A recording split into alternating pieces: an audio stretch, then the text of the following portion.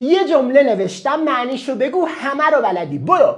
Some boy looked at Sarah yesterday. برو. اینو ول کن، فقط این بخش رو بگو. Some boy یعنی چی؟ اصلا داریم؟ ما some boy داریم؟ باید چی بگیره بوی؟ الان داری میگی باید اس بگیره. پس some boy به تنهایی کاملا چیه؟ الان داری میگی غلطه به هیچ وجه.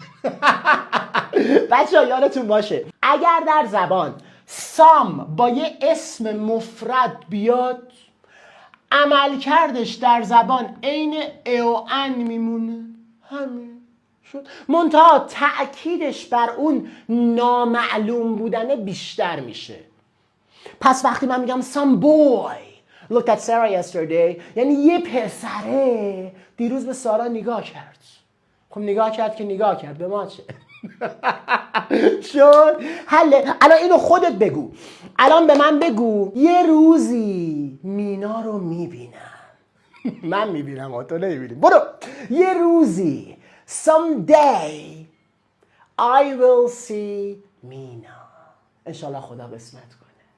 حله. تمام شد. استفاده کن، لذت ببر.